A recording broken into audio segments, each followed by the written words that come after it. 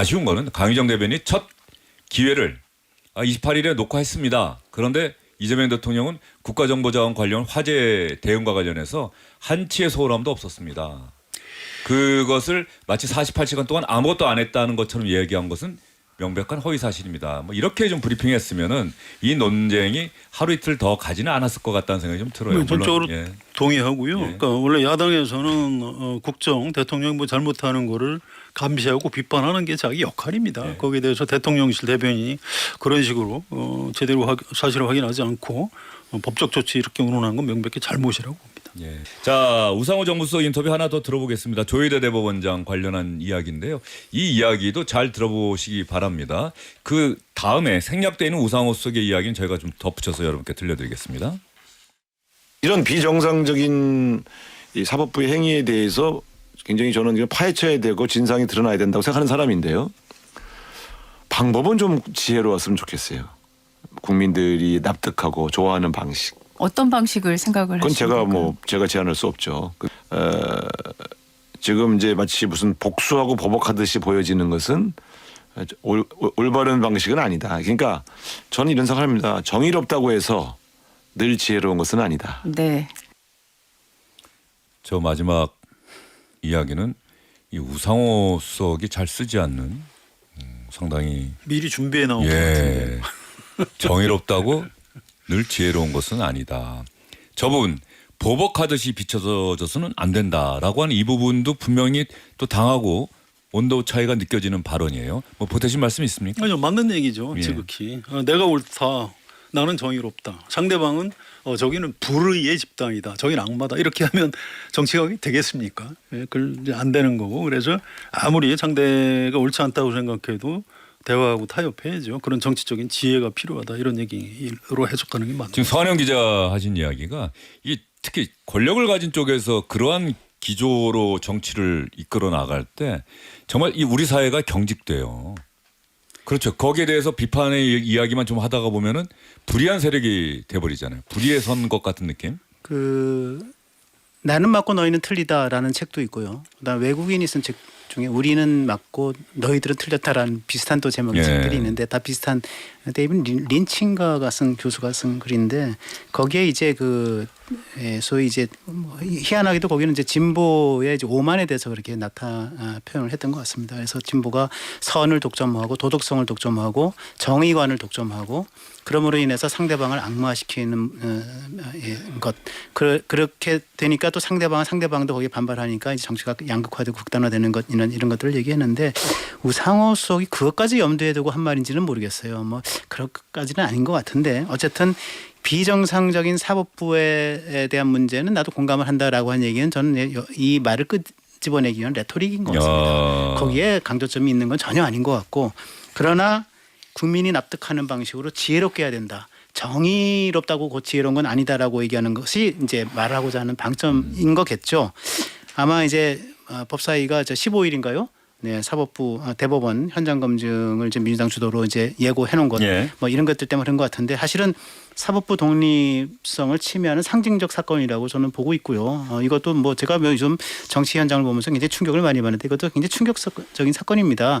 그리고 거기에 대해서 사법부 내에서의 반발뿐만 아니라 야권의 반발뿐만 아니라 국민적인 우려가 높아지니까 이제 이런 얘기를 꺼낸 거 아닌가 싶은데 저는 그럼에도 불구하고 정청래 당대표 이거 듣지 않을 거다. 예. 그렇게 생각합니다. 알겠습니다. 우상호 정무수석이 이 언론 인터뷰를 해서 국민들에게 알고 싶었던 메시지는 과연 어떤 메시지인지 여러분들은 저희가 전해드렸는데요. 어떤 생각이신지 궁금합니다. 자, 이제 이 정치권 현안에 대한 이야기를 좀 스피디하게 속도감 있게 짧게 여러분께 들려드리도록 하겠습니다.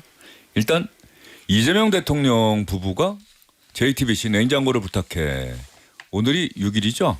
원래 어제 편성이 됐어야 하는데 대통령실에서 국가정보자원 관련 화재 그 팀장이 갑자기 세상을 떠나면서 추모 분위기 좀 고려해 달라 그래서 하루 편성이 늦춰졌어요. 그런데 그 사이에 그 녹화일이 언제냐.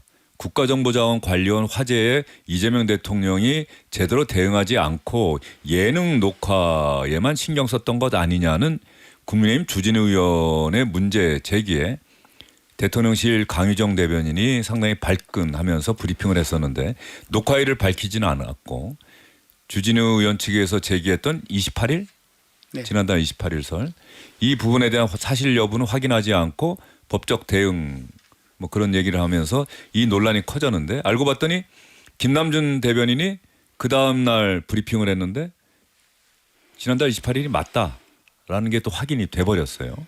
이런 부분 갖고 서로 지금 주진우 의원을 고발하겠다. 주진우 의원은 자신을 고발한 뭐 박수현 의원 등을 또 고소하겠다. 이게 상당히 시끄러운 분위기인데 말이죠. 자, 이 부분과 관련한 여당과 야당의 반응 한번 들어보도록 하겠습니다. 책임을 져야 할 대통령이 오히려 TV 예능에 출연해 희낙낙하는 모습을 보여준 것이 과연 적절했는지 48시간 의혹을 억지로 지어낸다고 해서 거짓이 진실이 되진 않습니다. 왜곡만을 일삼으며 국가 혼란을 부추기려는 자, 두 대변인의 이야기를 들어보셨는데 대통령실 대변인 얘기도 한번 들어볼까요? 김남준 대변인 이야기. 이재명 대통령 부부는 오는 5일 JTBC 프로그램 냉장고를 부탁해 추석 특집편에 출연해 제철 식재료로 요리한 K푸드를 홍보할 예정이었습니다. 그러나 국가공무원의 사망으로 전 부처가 추모의 시간을 가지고 있는 점을 감안해 JTBC 측에 방영 연기를 요청하게 되었습니다. 이재명 대통령은 방미에서 복귀한 직후인 26일 밤부터 화재 상황을 수시로 보고받고 화재 피해 상황, 정부 대응 등을 면밀하게 점검하고 필요한 조치를 지시했습니다. 이에 따라 27일 국무총리 주재로 중대본 회의가 개최됐고 당일 오후 6시에 화재는 완진되었습니다. 이 대통령은 28일 오전 10시 50분 비상대책회의를 개최해 상황을 보고받고 대책을 논의했습니다. 그날 오후 JTBC 프로그램을 녹화하고 오후 5시 30분에 중대본 회의를 주재했습니다. 김남준 대변인의 저 브리핑이 주진우 의원 문제 제기에 바로 나왔어야 되는 것 아닌가 싶어요. 그렇죠. 강유정 네. 대변인이 28일에 녹화를 하지 않은 듯한 취지로 비치는 논평을 내놓지 않았습니까? 그렇습니다. 이 제가 볼 때는 이번 그 뭐 사건 아닌 사건인 듯 사건 같은 이 사건에서 문제점이 이제 크게 이제 두 가지죠. 하나는 저는 그 냉부 아닙니까? 냉장고를 예. 부탁해 냉부회라고 하는 냉부인데 제가 일요일 밤에 하는 이 프로그램을 너무너무 좋아해서 제가 또 마침 요리하는 것도 취미로 갖고 있기 때문에 예. 정말 즐겨보고 있고 그대로 따라하는 것도 제가 아마 집에서 만들어 보기도 하고 그러는데 근데 너무 늦게 하기 때문에 제가 다음날 월요일이나 화요일 좀 해가지고 꼭 다른 이제 OTT 등등을 통해서 이 프로를 반드시 봅니다. 그래서 참 안타까운데 뭐 저 그런 게 출연할 수 있다고는 봐요. 출연할 수는 있는데 이제 시점이 이제 사실 국가전산망 그다음에 뭐 공망 여러 가지 뭐 정말 이 국가에 40몇 개가 되는 그 아이템들이 전부 다 이제 사라져가는 예. 그런 상황에서 출연하는 것이 좀 실질적으로 적절한가라고 하는 논란은 전 당연히 있다고 보고요. 그럼에도 불구하고 문제점 두 개가 있는데 하나는 예능 때문에 중대본 회의가 밀린 거 아닙니까? 중대본 회의가 오후 5시 28일 오후 5시간인데 10시 50분에 비상대책회의 대통령실에서 열어가지고 거기서 논의하고 그리고 곧바로 중대본 회의를 했었어야 돼요. 그런데 12시부터 아마 오후 4시 5시 이전까지 한 8시간 동안 거기 가서 냉부를 이제 촬영을 하고 녹화를 했던 것 같은데 예능에 중대본 회의가 눌렸다는 거 하나. 두 번째로는 강유정 대변인이 이 주진우 의원의 문제 제기는 허위 사실이다. 이 사실이 아닌 것도 있어요. 아무것도 안 하고 있었다는 것은 사실이 아니지만 그러나 28일 날 그 긴박한 상황 속에서 예능에 출연해서 녹화를 했다라고 하는 건 사실이지 않습니까? 그러면서 법적 조치를 하겠다고 하는데 거짓말에다가 예. 공당의 여당의 대변인이 거짓말을 한 데다가 입틀막까지 한 거 이거는 굉장히 중대한 이 범죄적 사건이다 이렇게 생각을 해서 이거는 반드시 좀 짚고 넘어야 되겠다 그런 생각을 해봤습니다. 예, 선영 기자는 이 공방은 어떻게 보세요? 글쎄, 뭐 길게 할 얘기는 아닌 것 예. 같고요. 근데 글쎄요. 녹화 때문에 중대본 회의가 밀렸나요? 전 그렇게 안 들었는데요. 뭐 할 중요한 회의하고 지시 다 했고 그 전날 저녁에 완진됐다. 예, 그런 취지로 들렸습니다. 그래서 뭐 그렇게까지 아까 이제 허민 기자 말씀하셨듯이 대통령 여러 가지 해야죠. K푸드 홍보도 해야 되는 겁니다. 그래서 이걸 뭐 취소해라 이건 좀 말이 안 되는 것 같고요. 어쨌든 뭐 돌아가신 공무원 생각해서 좀 방영을 늦춰달라 이렇게 한 건 적절한 조치인 것 같고요. 하나 좀 아쉬운 거는 네. 왜 자꾸 고소 고발을 하는 얘기하는지 모르겠어요. 이 주진우 의원도 이제 검사가 아니잖아요. 그럼 뭐 정치를 검사처럼 하면 되겠습니까? 또 민주당 대변인이나 대통령실 사람들도 자꾸 무슨 고소 고발 그러는데 그거 좋은 거 아닙니다. 좀 자제했으면 좋겠습니다. 이거는 강유정 대변인이 10월 3일 저희 대통령실 출입 기자들이 오후 1시 57분에 띄워놓은 거 보면 주진우 의원의 주장을 일단 인용을 해요. 국정자원 화재로 국민 피해가 속출할 때 대통령은 무려 이틀 동안 회의 주제도 현장 방문도 없이 침묵했다. 잃어버린 48시간이다.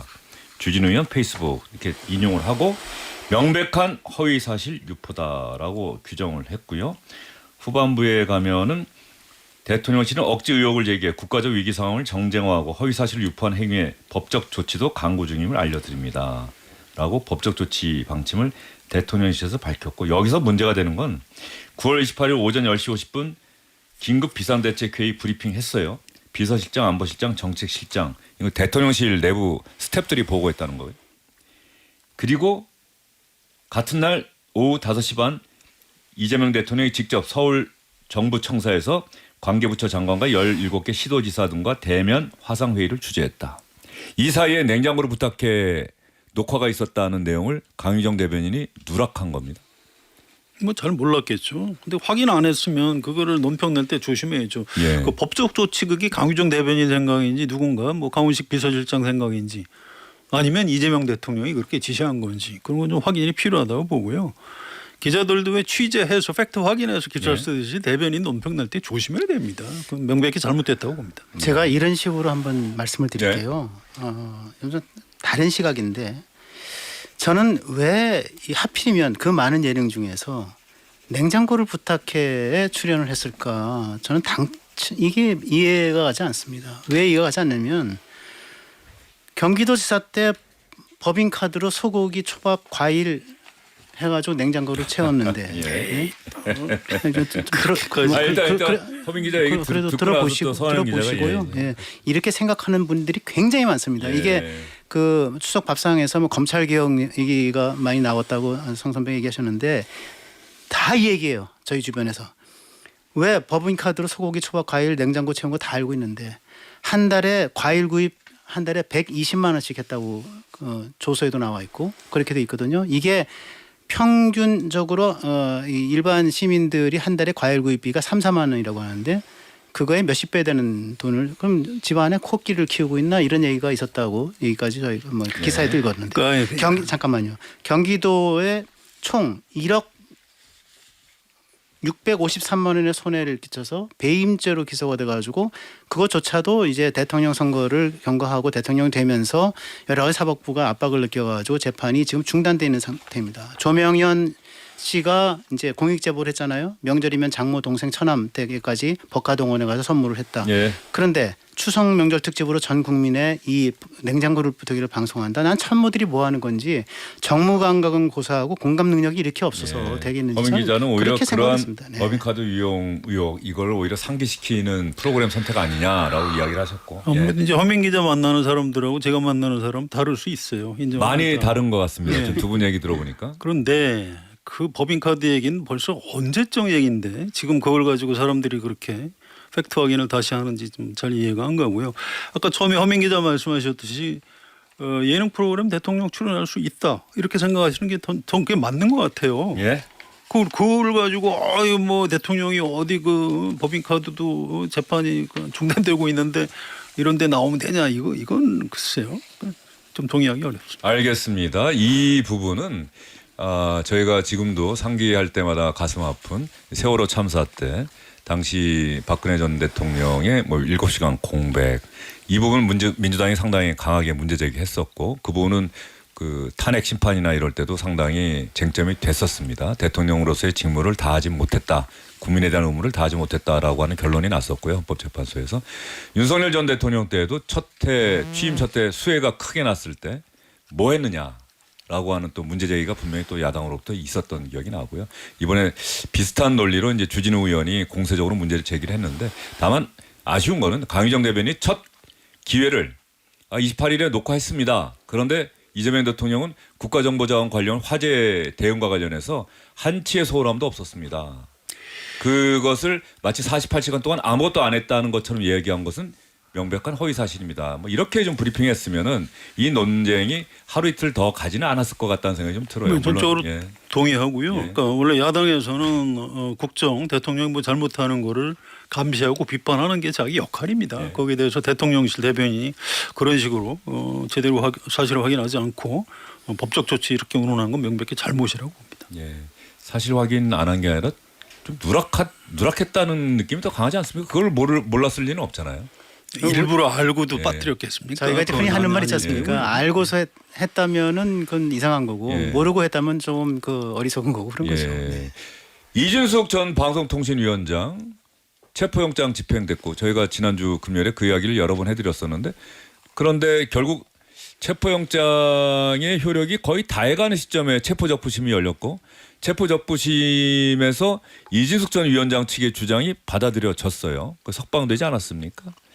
그러니까 이 상황을 놓고 해석이 참 다르죠. 경찰하고 변호인 측에 어떻습니까? 네, 그 저는 이 민주당의 백승화 대변인이 뭐 이준숙 전 방통위원장의 체포적부심이 인용된 것과 관련, 즉 풀려난 것과 관련해서 이러니 국민이 사법개혁을 부르짖는 거 아니냐라고 얘기를 하면서 이제 사법부에서 체포적부심을 인용했더니 민주당 쪽에서 나온 얘기가 이러니 사법개혁. 예, 이러니 사법개혁을 부르짖는 거 아니냐. 이 사법부가 이렇게 말하자면 이제 이 썩은 거 아니냐 이런 식의 얘기를 한 거죠. 그런데 그렇지 않죠. 사실은 이준숙 전 방통위원장을 체포한 것 자체가 저는 사법부에 대한 민주당의 압박에 의한 그 효과가 나타난 거다. 저는 그렇게 생각을 하고요.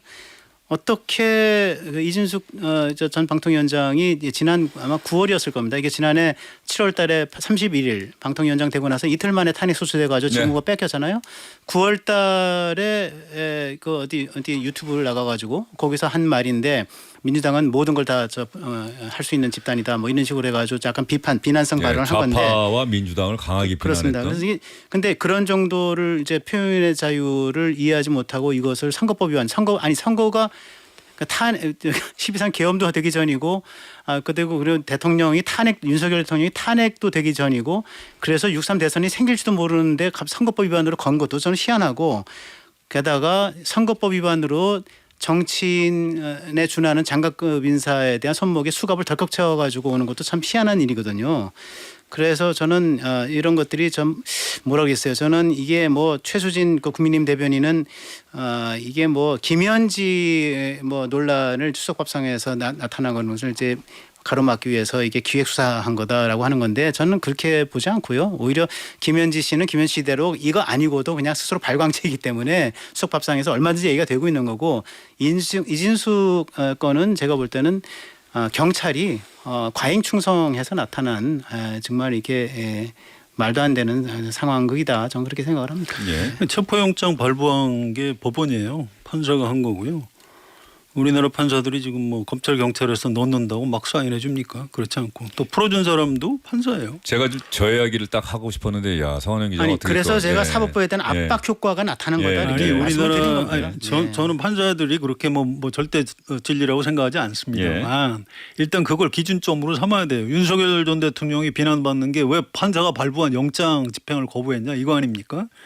그래서 이거는 일단 저는 그러니까 계속해서 체포할 이유가 없다. 수사에 협조하고 있다. 이렇게 나중에 그 법원에서 이렇게 해서 인용한 게 이게 맞다고 생각을 해요. 그래서 이걸 갖고 뭐 법원 개혁을 해야 된다. 이건 좀 말도 안 되는 무리한 주장이라고 생각합니다. 그런데 이게 뭐 이진숙 전 위원장은 뭐 이재명 검찰, 이재명 경찰이 뭐 이렇게 했다 그러는데 아니 판사가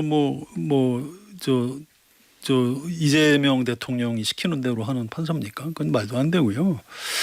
또 야당 탄압 주장하는 건 뭐 알겠는데 그렇게 막 수갑찬 손을 보여주고 눈에 힘을 팍 주고 이렇게 글쎄 그렇게 해서 뭐 보수 여론조사를 자처하시는 것 같은데 글쎄 앞으로 참 이준숙 전 위원장의 정치적인 미래가 굉장히 좀 궁금합니다. 예, 이게 아마 공소시효 6개월이 얼마 남지 않았다. 지난해 9월에 있었던 발언이어서 공소시효 논란 때문에 그런데 변호인 측에서는 공소시효가 무슨 얘기냐. 이준숙 전 위원장에게 적용된 선거법 위반 혐의의 공소시효는 10년이다. 말도 안 되는 논리다라고 하는데 그 경찰에서는 공소시효가 6개월짜리가 있고 10년짜리가 있는데 6개월짜리일 수도 있는 것 가능성이 훨씬 크고 자기네가 보기에는 그런 측면에서 보면은 이 사안을 빨리 이준숙 전 위원장 체포해서 조사해야 할 필요성이 있었고 체포영장이 발부됐다라고 하는 것은 법원도 그 필요성을 인정해 준 것이다. 그리고 체포 적부심에서 풀려나게 된 것은 체포를 계속해서 체포 상태로 둘 이유는 없어졌다. 왜냐하면 조사를 했기 때문에 이틀 동안 뭐 이렇게 정리가 된 것 같습니다. 네, 그런 것 같습니다. 예. 네, 네. 그 체포영장과 관련해서 이제 그 문제점들이 좀 아마 이제 이 전주에도 논의가 좀 됐을 텐데 예. 일단 1, 2, 3차 발송했을 때 변호인과 조율이 전혀 없었고요. 두 번째는 그 1, 2, 3차 1차 체포영장을 발송하고 나서 2차 발송할 때는 체포 기일이 영장에 적시된 기일이 닥치도 않았는데 또 2차 영장이 발송이 됐고요. 예. 그리고 이 9월 7일에 변호인이 이제 결국은 이제 이 경찰 영등포 경찰서 측과 협의를 해서 9월 27일 출석하기로 약속을 했거든요. 예. 약속한 날로부터 4차, 5차, 6차 소환장이 발부됐는데요. 이게 맞으면 엉터리 소환장을 발부한 거예요. 그러니까 보여주기 식으로. 그러니까 작심하고 경찰은 어떻게든 여기 수갑을 좀 세우겠다는 생각을 했던 것 같고요. 특히 6차 때 이후에 방통위법 때문에 국회에서 필리버스터를 하고 이준숙 방통위원장이 그 순간에 거기서 국회를 지켜야 되기 때문에 나갈 수가 없게 됐다. 기회를 다시 잡으면 성실하게 임하겠다라고 해서 그 이 불출석 사유서를 냈거든요. 이 불출석 사유서를 무시하고 그냥 체포를 집행한 거죠. 예. 이런 문제들에 대해서 경찰은 저는 할 말이 없다고 생각합니다. 아니 이준숙 전 위원장이 뭐 손을 휘두르면서 뭐 누가 시켰습니까? 이재명이 시켰습니까? 개딸이 시켰습니까?라고 해서 쇼잉한 거가 본질적인 문제가 아니고 예, 결국 경찰 권력이 앞으로 수사를 전담하게 될 경찰 권력이 이런 식으로 수사를 하기 때문에 국민이 걱정하고 우려하는 거다. 저는 그런 말씀을 드립니다. 이준숙 전 위원장이 좀 진작에 경찰에 나가서 협조했으면 체포영장 청구 안 했겠죠. 그래서 글쎄요 이걸 가지고 뭐 경찰이 무리하다 뭐 무리한 측면도 있겠죠. 그래서 이것도 이제 어느 쪽이 100% 옳다 저는 그렇게 주장하고 싶지는 않습니다. 예. 자, 이준숙 전 위원장 뭐 김현지 부속실장 건은 워낙 저희가 추석 연휴 전에 이야기를 많이 했는데 오늘 리얼미터는 휴일임에도 불구하고 정기 여론조사 결과를 내놓았습니다. 이재명 대통령의 국정 지지율 53.5. 지난 조사 때보다 1.5%포인트 떨어졌을까요? 올랐을까요? 오른 것 같은데. 올랐습니다. 52였거든요. 4주 만에 네. 3주 연속 하락세를 보이다가 4주 만에 살짝 반등했다라고 하는 게 리얼미터의 정기 여론조사 결과인데 자세한 내용은 리얼미터 홈페이지 중앙선거여론조사심의위원회 홈페이지 꼭 참조해 주시기 바랍니다. 뭐 응답률, 표본오차, 신뢰도 다 나와 있으니까요. 며칠부터 예. 며칠까지 조사인가요? 이게 10월 지난달 말부터 4월 동안 조사한 결과인 것 같은데 잠시만요. 그러니까 오차 범위 이내는 너무 예. 의미 부여하시면 안 되고요. 예. 다음 주, 그 다음 주하고 연결해서 보시는 게 맞을 아마 겁니다. 9월 33, 10월 1일, 2일 그럴 것 예. 같은데 지난달 아마 29일부터 10월 2일까지 4월 그러면은 동안.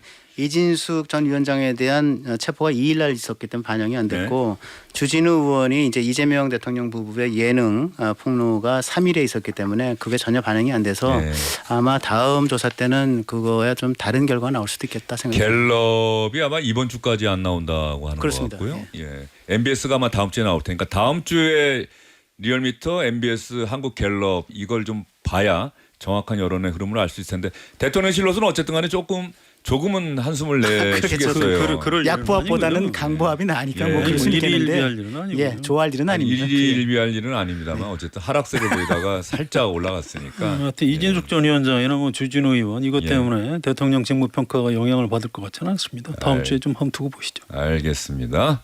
에너지경제신문이 의뢰해서 리얼미터가 조사한 10월 첫째 주 여론조사 결과 여러분께 말씀을 드렸습니다. 지난달 29일부터 10월 2일까지 4월 동안 시행된 거고요. 자, 이번 추석 연휴 마치고 나면은 다음 주부터는 국정감사죠? 국정감사. 그렇습니다. 예. 이번 국정감사는 윤석열 정부에 대한 국정감사일까요? 이재명 정부에 대한 국정감사일까요? 10초씩 드리겠습니다. 당연히 저 집권 이재명 대통령 예. 정부에 대한 국정감사죠. 예. 허민 기자는 어떻게 보십니까? 모든 국정감사는 야당의 판이죠. 예. 그런데 국민의힘이 이 소중한 국정감사 기간 동안에 예. 이재명 정부에 대해서 지금까지 이렇게 메시지와 말로 해왔던 것을 얼마나 잘 아, 공격할지 그거는 좀 살짝 의문스러운 점은 있습니다. 네. 자, 추석 날임에도 불구하고 생방송해 주시는 데 대해서 많이 격려해 주신 여러분 정말로 감사드립니다. 자, 주영진의 뉴스 직격 추석날 특집 여기서 인사드리도록 하겠습니다. 두 분도 수고 많으셨습니다. 네, 예. 감사합니다. 자, 추석 연휴 잘 보내십시오. 남은 추석 연휴. 예, 고맙습니다.